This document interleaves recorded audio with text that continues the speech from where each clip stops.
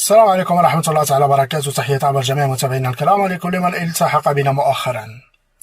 إذا متابعينا الكرام، كما تشاهدون أمامكم على الشاشة، تم صباح اليوم تسليم أول جزء من هيكل طائرة إيرباص A220. تمت صناعتها بالكامل في المغرب. تم تسليم هذه القطعة والتي سوف يتم تصديرها بطبيعة الحال إلى الخارج.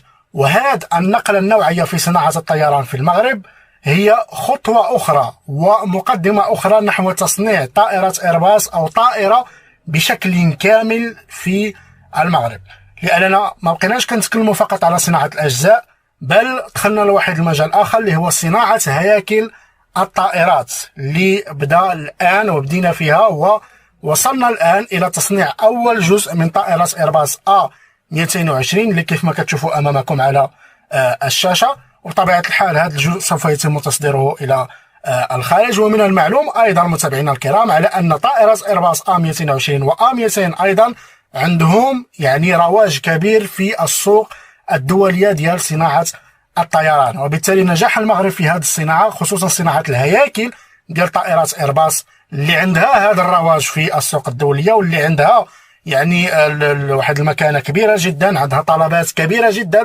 من الدول التي تقتني هذا النوع من الطائرات. ونجاح المغرب في صناعة هذا النوع من الطائرات بطبيعة الحال سوف يعطي قفزة كبيرة وقفزة نوعية لصناعة الطيران في المغرب.